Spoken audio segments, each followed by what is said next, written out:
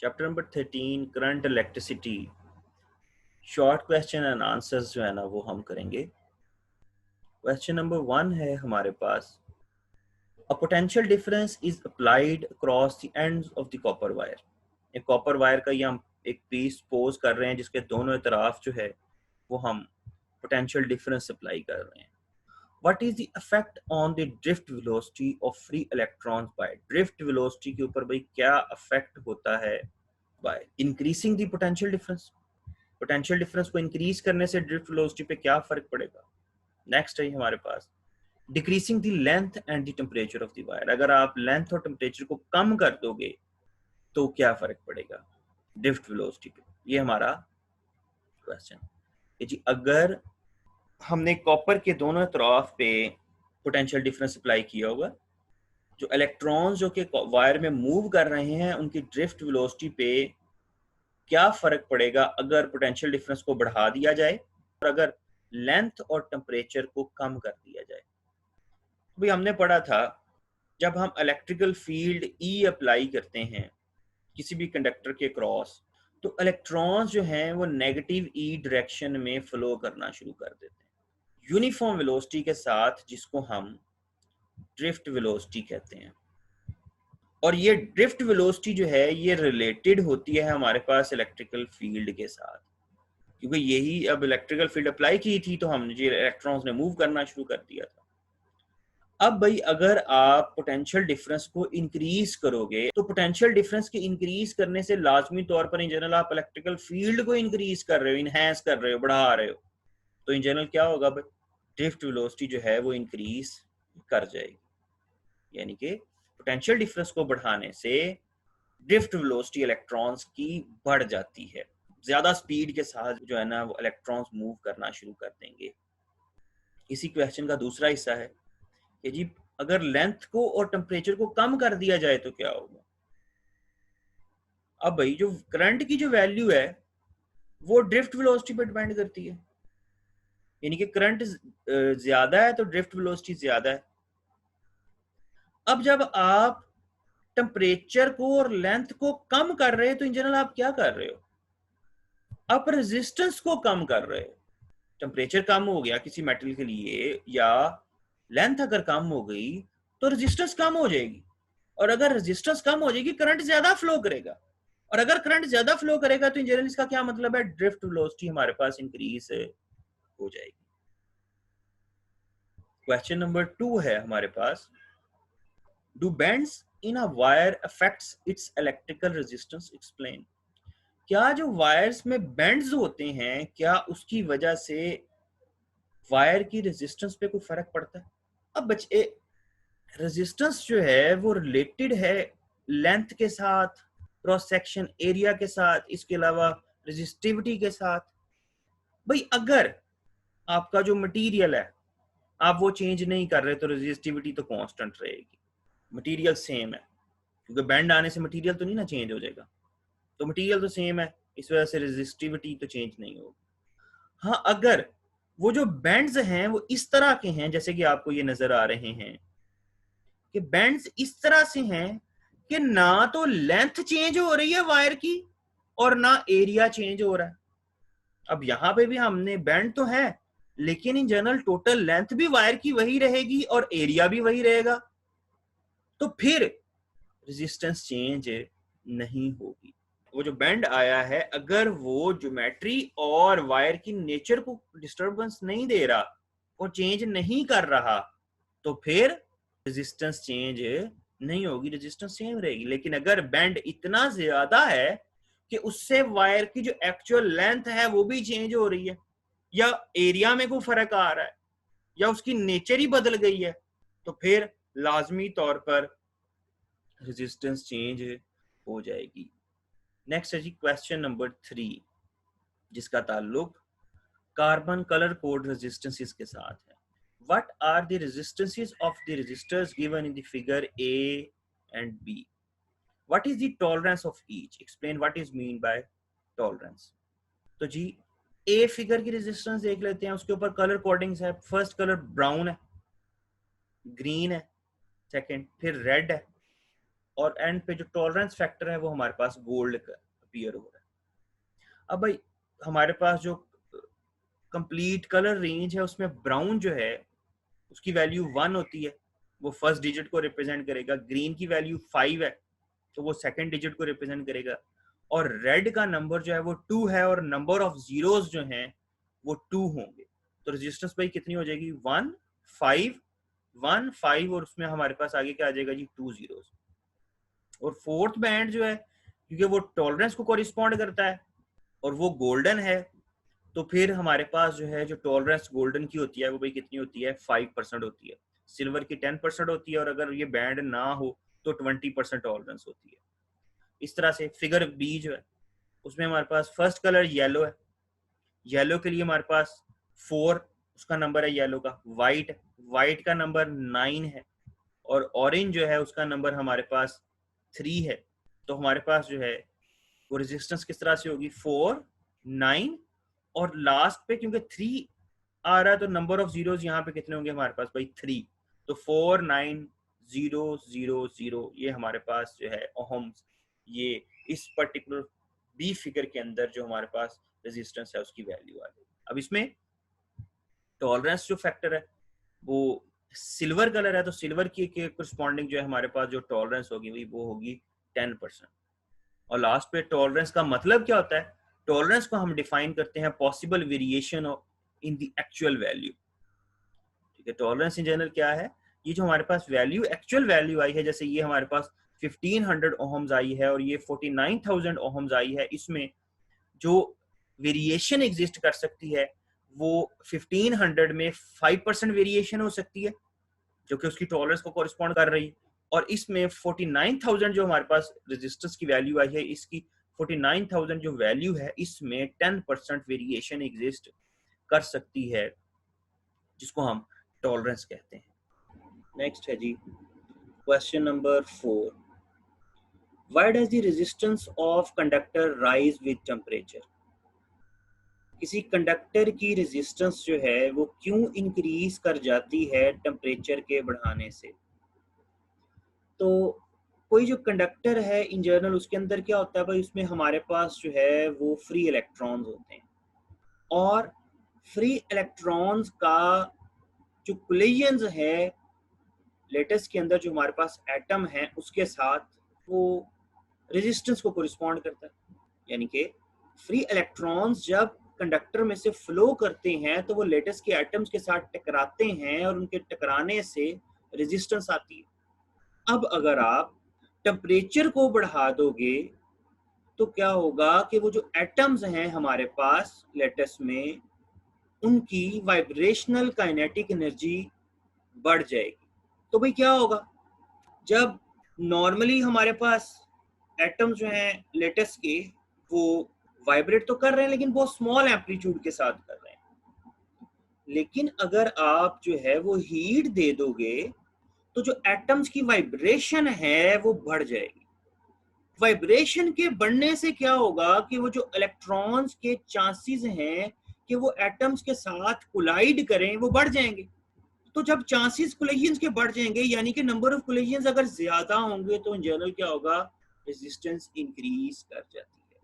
तो टेम्परेचर के बढ़ाने से जो लेटेस्ट के एटम्स की वाइब्रेशंस हैं वो बढ़ जाती हैं जिससे इलेक्ट्रॉन्स के कोलिजन्स जो हैं वो लेटेस्ट के एटम्स के साथ इंक्रीज कर जाते हैं और रेजिस्टेंस इंक्रीज कर जाती है क्योंकि रेजिस्टेंस का ताल्लुक जो है वो कोलिजन्स के साथ है जो लेटेस्ट के एटम के साथ हो रहे हैं। नेक्स्ट है question number 5, what are the difficulties in testing whether the filament of a light bulb obey Ohm law. हाँ जी भाई, क्वेश्चन ये है कि किस किस्म की मुश्किलात का सामना करना पड़ता है फिलामेंट को चेक करने के लिए कि वो ओहम्स लॉ को ओबे करता है या नहीं। अब भाई वो तमाम कंडक्टर्स जो ओहम्स लॉ को ओबे करते हैं उन्हें हम कहते हैं जी वो ओहमिक मटेरियल्स हैं और उनके लिए हम ये नोट करते हैं कि टेम्परेचर जो है वो कांस्टेंट रहता है यानी कि रेजिस्टेंस सेम रहती है, फिजिकल स्टेट चेंज नहीं होती। लेकिन फिलामेंट के केस में यानी कि ये लाइट बल्ब जो है उसके केस में हम क्या नोट करते हैं कि जैसे जैसे फिलामेंट में से पास करने वाला करंट जो है वो बढ़ता चला जाता है, तो हम क्या नोट करते हैं भाई कि करंट के पैसेज की वजह से क्या होता है, टेम्परेचर इंक्रीज करना शुरू कर देता है फिलामेंट का। तो अगर टेम्परेचर इंक्रीज करेगा करंट के बढ़ने से, तो फिजिकल स्टेट में वेरिएशन आएगी, रेजिस्टेंस चेंज होती चली जाएगी, और अगर रेजिस्टेंस चेंज हो जाएगी तो फिर जो फिलामेंट लैंप है वो ओहम्स लॉ को ओबे नहीं करेगा।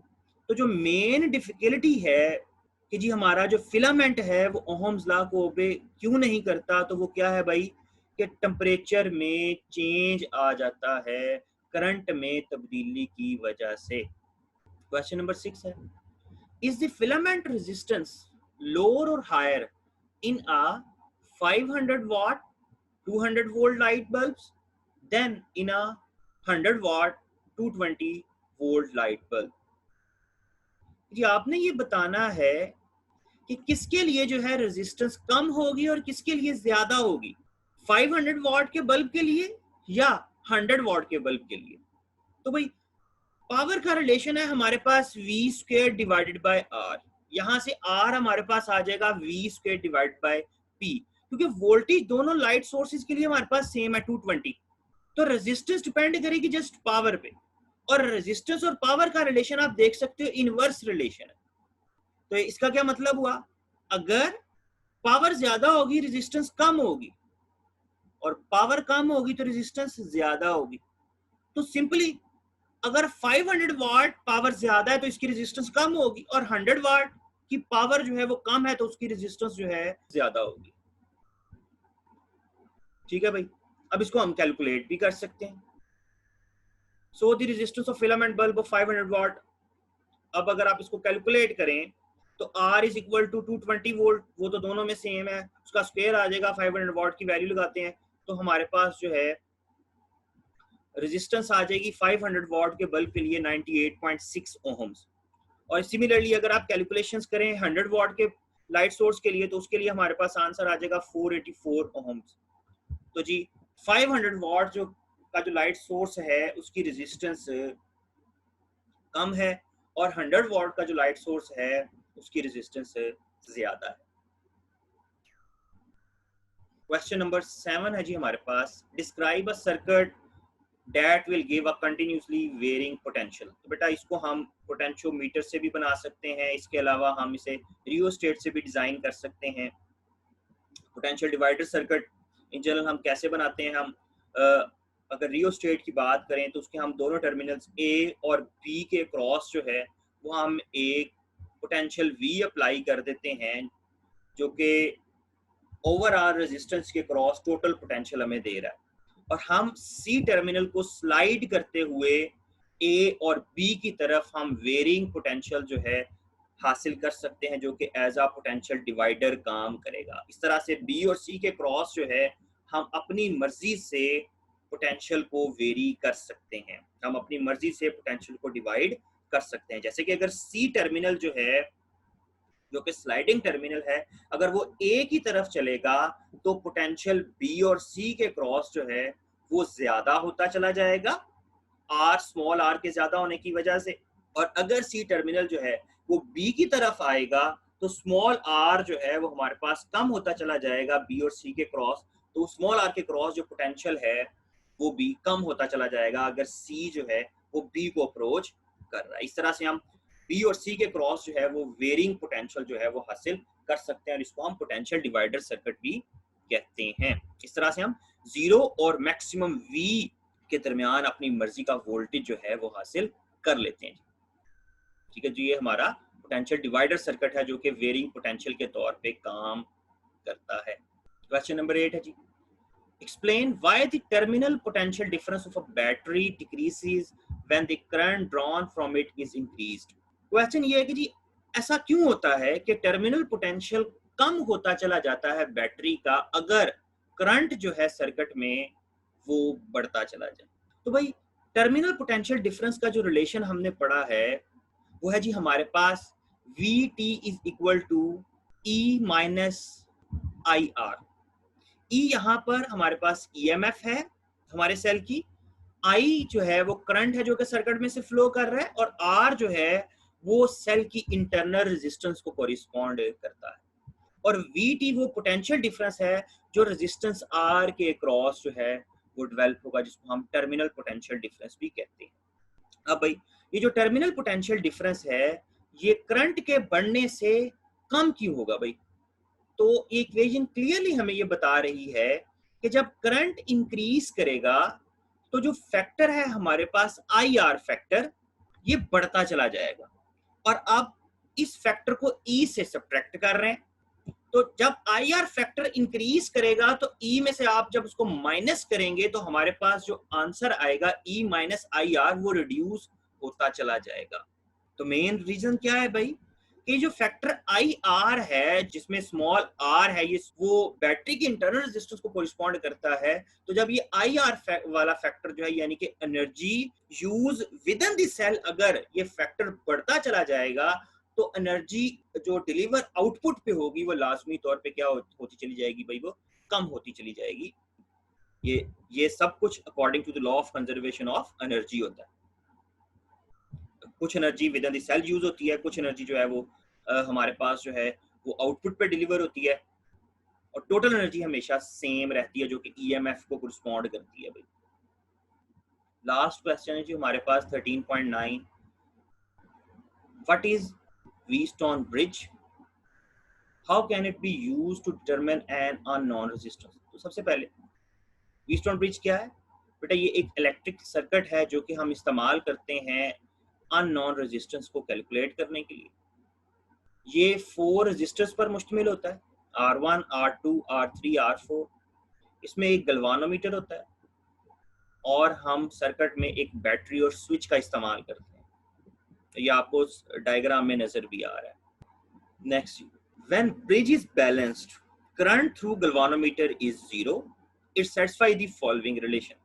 जब हमारा जो ब्रिज है वो बैलेंस होगा यानी कि गलवानोमीटर में से कोई करंट फ्लो नहीं कर रहा होगा, I1 बराबर होगा I2 के, जो कि व्हीटस्टोन ब्रिज का प्रिंसिपल भी है। इसे इस्तेमाल करते हुए हम R1 divide by R3 is equal to R2 divide by R4 यानी कि हम रेजिस्टेंसेस की रेशो जो है वो कैलकुलेट कर लेते हैं इस तरह से। उसके बाद ये जो हमारे पास रिलेशन आ गया है इसे यूज करते हुए अगर हमारे पास कोई अननोन रेजिस्टेंस हो, सिंपली अगर R1 अननोन है, R2, R3 और R4 आपको गिवन है, तो हम R1 को कैलकुलेट कर सकते हैं। व्हीटस्टोन ब्रिज जर्नल एक डिवाइस है जिसको इस्तेमाल करते हुए हम अननोन रेजिस्टेंस कैलकुलेट करते हैं, और इसके प्रिंसिपल को इस्तेमाल करते हुए जो कि है जी गलवानोमीटर में से कोई करंट फ्लो नहीं करेगा, हम एक रिलेशन ड्राइव करते हैं रेजिस्टेंसेस के दरमियान, और वो रेजिस्टेंसेस के दरमियान जो रिलेशन है वो हमें अननोन रेजिस्टेंस देगा अगर हमें बाकी रेजिस्टेंसेस जो हैं वो नोन हो